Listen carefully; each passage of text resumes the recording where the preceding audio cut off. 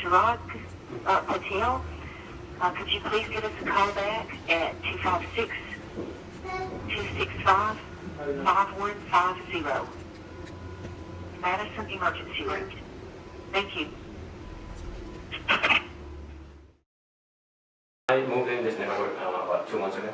It is a dream for me because I come from very poor family and I worked so hard here.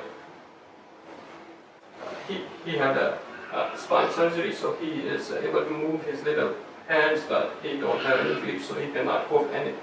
His right leg moves a little bit, but he is not able to move his left leg. As per doctors, it's going to be a long recovery, and we don't know how good he's going to get.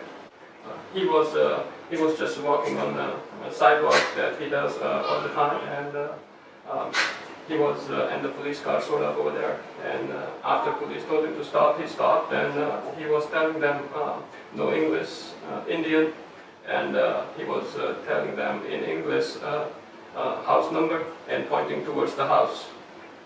And I think they put him to the ground, and at that time, after they put him to the ground, he just paralyzed the whole body just right there.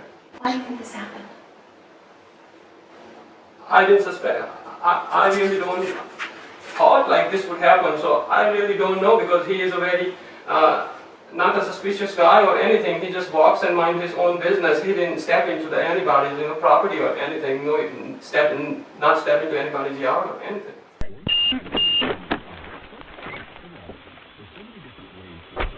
Hey, bud. Talk to you real quick. What's going on, sir? Do what? India? Your knee? You're doing what? Hey, come here. Hang tight real quick. Where are you headed? Where? I can't understand you, sir. Where's your address? Where do you live? Stop walking. Stop walking. Do you have any ID on? No ID. What's your name? Okay. India? Okay.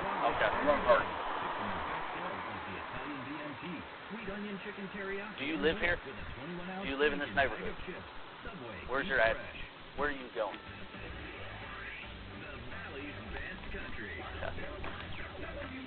Okay. Sir, come here. We're trying to figure this out. Are you looking at houses and stuff? Turn.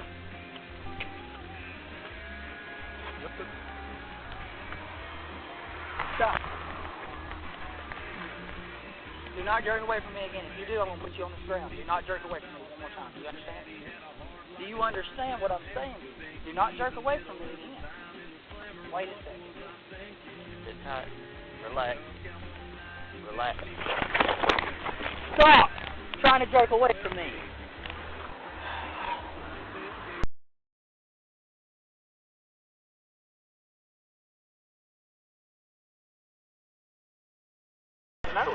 He don't speak a lick of English.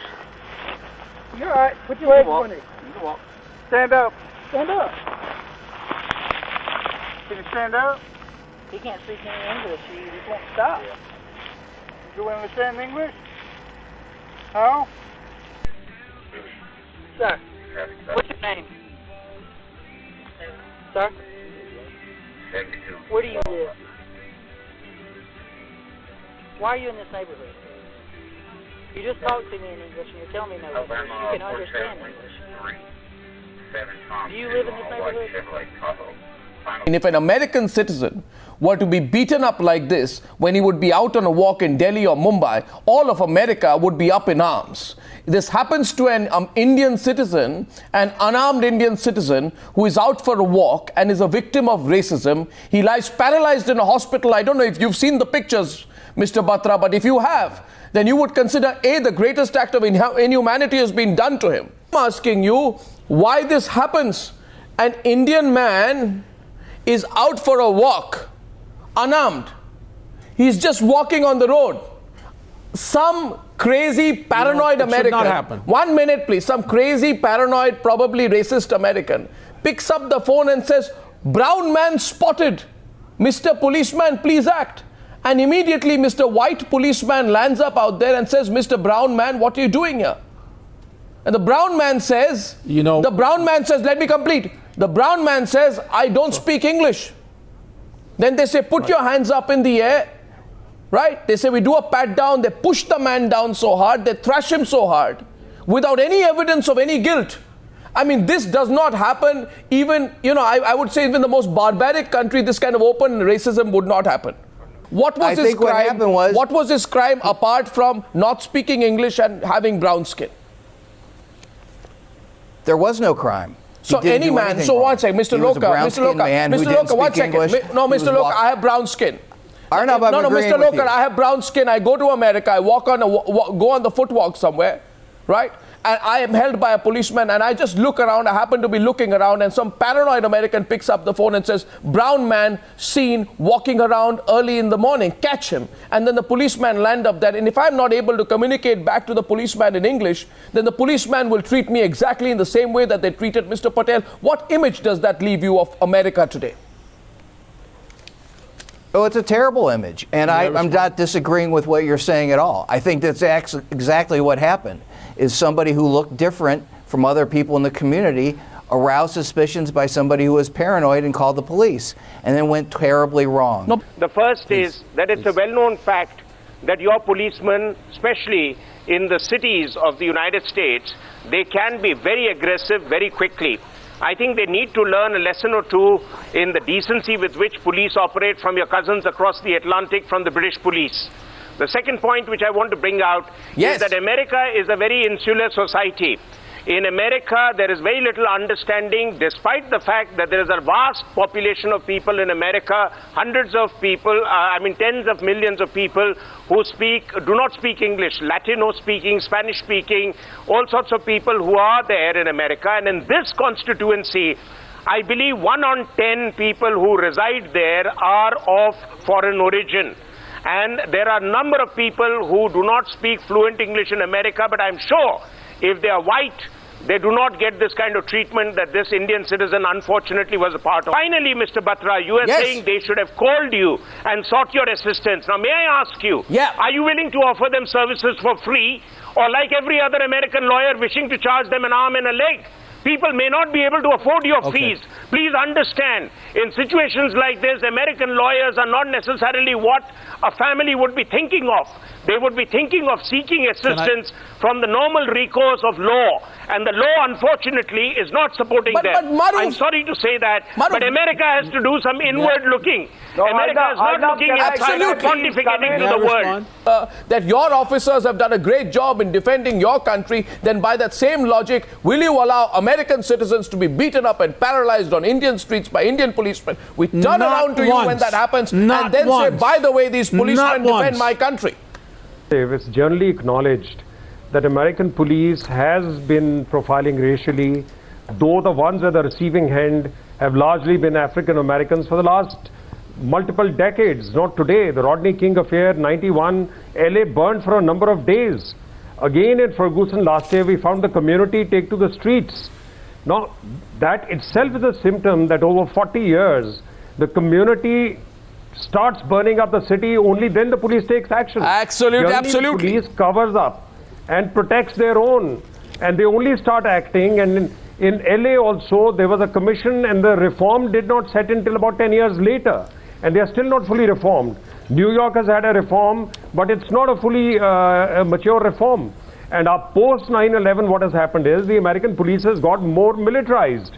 There are more SWAT teams. They hit you on the head first at the slightest suspicion and ask questions later. Exactly. They've got this doctrine of stop and search. Absolutely. They can stop anybody and start searching him. So the fact remains, I think America needs to look inwards, that they become paranoid after the attack, after 9/11. Exactly, Casey. And they have to start really understanding that civil liberties have to be spread across the board. You can't do racial profiling. You can't just pick up someone because he looks different. I want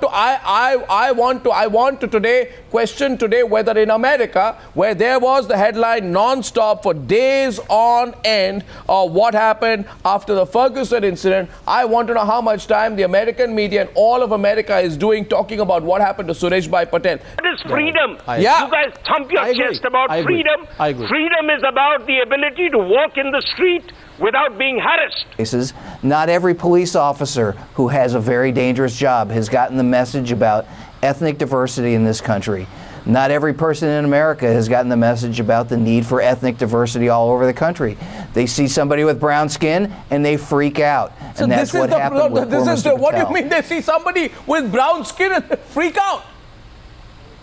I mean, I just don't understand. You have to be completely freaked out to freak out about somebody having brown skin and freaking out over that. I just don't understand this. Mr. Sherrod, what was Suresh Bhai Patel's fault? Nothing was his fault. And that's what's so sad about the approach taken in this case by the city of Madison, Alabama. You know, the first thing they do is they try to protect the police. They try to protect the police by, you know, putting out a slanted or sometimes an untrue version of what happened. So what did they put out in this case? They're interesting. Can I just have the pictures of Mr. Patel also? My question to you here is, what is the slanted version they put out in this case, Mr. Sherrod? What did they put out? They put out that Mr. Patel was supposedly looking in garages on the street. Looking in garages? Looking in garages. That's what they, the Madison Police Department did a press release on Monday. Before the family, we had made any media appearances and said that they got a call and that Mr. Patel somehow resisted a search. And none of that is true. And all that, and even if there's some little part of some of that that's true, it is not what fundamentally happened here. What happened here was two bullies did something wrong. And you can't change that by, putting out the false information like I believe the city has. They have the video. They have the audio. If this was all Mr. Patel's fault, I think they would have shared it with us. Nobody would have thought that this mild, small man needed to be manhandled and slammed to the ground. Patel, who, by the way, India should acknowledge with great honors because he used the term Indian almost as a certificate of being a peace-loving human being.